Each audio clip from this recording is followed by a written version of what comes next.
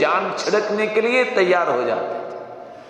دیکھیے جبریل امین علیہ الصلاۃ والسلام سرتاج ملائکہ ہے، وحی کے علماء نے 10 قسمیں بیان کی ہیں کہ اس انداز سے وحی نازل ہوتی تھی۔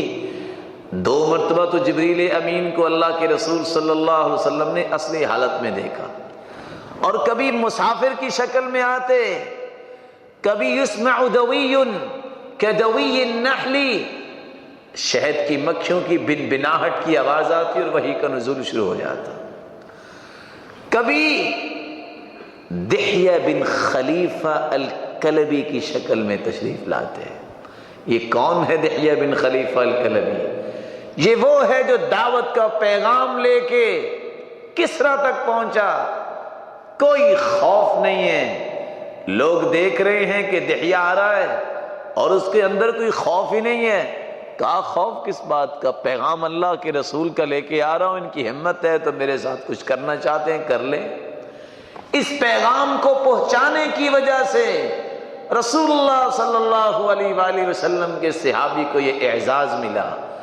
اللہ نے فیصلے کر دیے کہ آج کے بعد جبریل آئے گا تو دحیہ بن خلیفہ کلبی کی شکل میں آیا کرے گا۔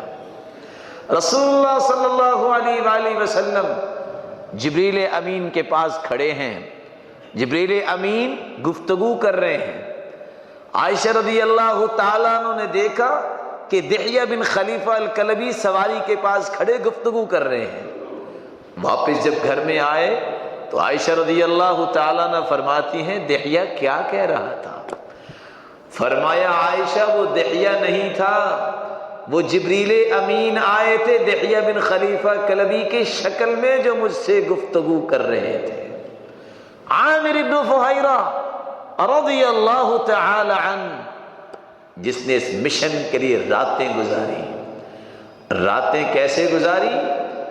مکہ سے مدینہ ہجرت کے لیے غار ثور سے لے کے کتنی قربانی دی، اللہ مالک الملک نے پھر اس کو پسند کیسے کر لیا، مشن کا ساتھ دیا کہ دین کیسے بلند ہوتا ہے۔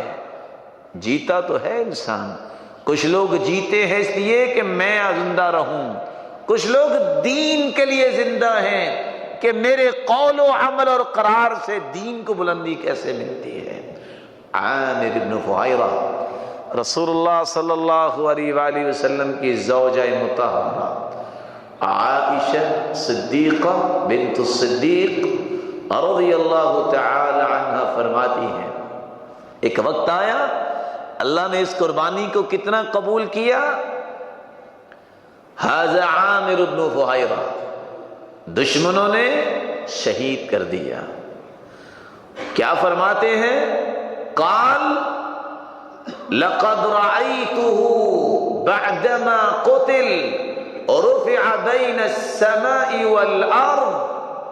دشمن اس کے جسم کو نوچنا چاہتے تھے، مالک الملک نے صحیح بخاری کی روایت اس کے جسم کی حفاظت کیسے کی؟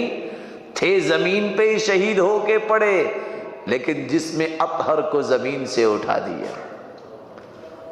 دیا، زمین و آسمان کے درمیان کوئی اس تک پہنچ نہیں سکا۔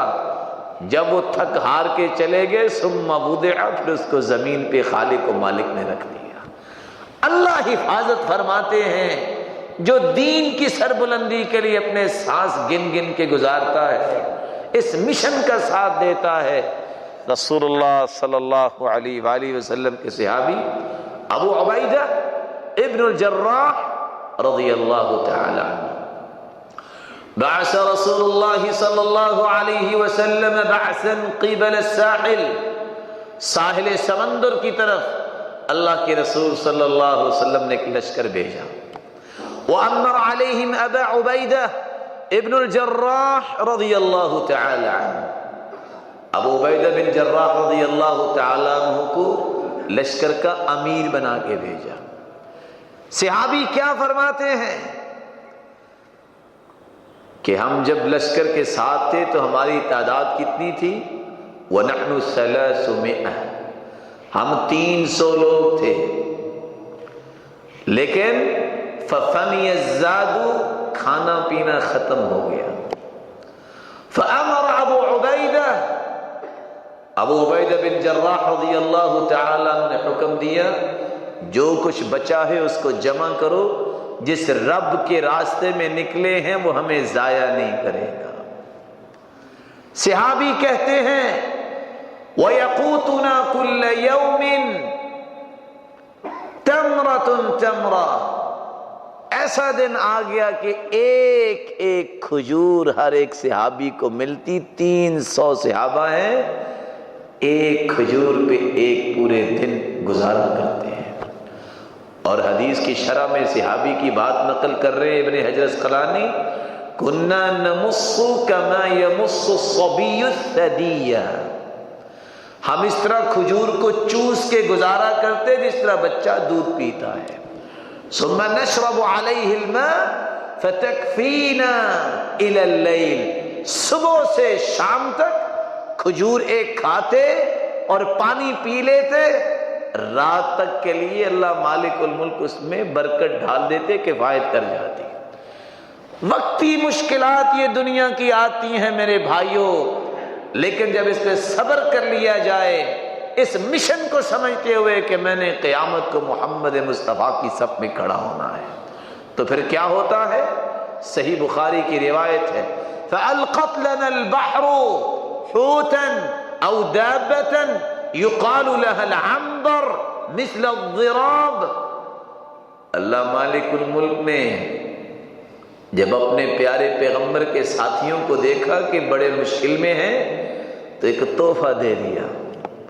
کون سا تحفہ؟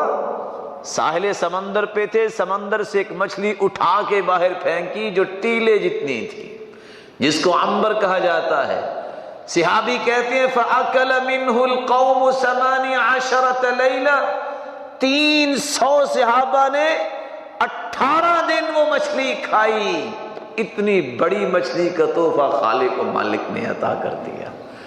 اور صحابی روایت کرتے ہیں اس کا بڑا کانٹا نکال کے باقاعدہ ایک دروازہ بنایا، اور اتنی بڑی مچھلی تھی کہ ہم اونٹوں پہ بیٹھے اس کے نیچے سے گزر گئے اور ہمارے سر مچھلی کے کانٹے تک نہیں پہنچ رہے تھے۔ یہ دنیا میں انعامات اللہ سبحانہ و تعالیٰ دیتے ہیں جو اس مشن کے لیے زندہ ہوتے ہیں، اس مشن کے لیے زندہ رہتے ہیں۔ ان کی زندگی کا مقصد یہ ہوتا ہے دین کیسے بلند ہو، اسلام کیسے بلند ہو، محمد مصطفیٰ کا پیغام کیسے بلند ہو، اللہ مالک الملک کا کلام کیسے بلند ہو۔ رسول اللہ صلی اللہ علیہ وآلہ وسلم کے پاس ایک صحابی ہے،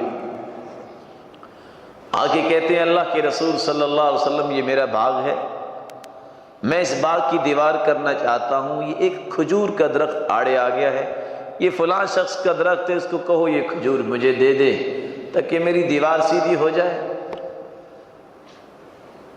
آپ صلی اللہ علیہ وسلم نے فرمایا اعطہ النخلہ، اس کو کھجور دے دو۔ قال لا، میں نہیں دوں گا۔ پھر فرمایا اعطہ النخلہ، قال لا، میں نہیں دوں گا، میری کھجور ہے۔ قال اعطہ النخلہ وَلَكَ نَخْلَةٌ فِي الْجَنَّةِ، یہ کھجور دنیا میں ہے تم دے دو، میں تمہیں جنت کی کھجور کی ضمانت دیتا ہوں۔ صحابہ کرام کے کانوں میں جب جنت کے الفاظ آتے تھے نا، ایسی رس گھولتے تھے وہاں پر جان چھڑکنے کے لیے تیار ہو جایا کرتے تھے۔ صحابی ثابت بن الدحداح رضی اللہ تعالی عنہ جب 3 مرتبہ اللہ کے رسول نے فرمایا اس سے زیادہ کیا کہہ سکتے تھے، آپ خاموش ہو گئے۔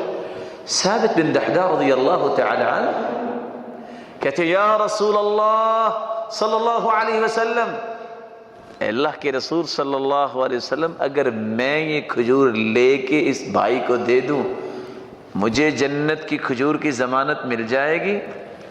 فرمایا کیوں نہیں۔ فوراً اٹھے اس شخص کے پاس گئے، کہتے یا فلان اتعرف بستانی، جانتے ہو میرا باغ ہے؟ فیہ 600 نخلہ، 600 کھجوریں ہیں اس میں۔ کہتے ہیں ومن یجہلها، اس سے کون جاہل ہے، اتنا بڑا باغ ہے۔ کہتے ہیں سارا باغ لے لو، یہ کھجور مجھے دے دو۔ سودا ہو گیا۔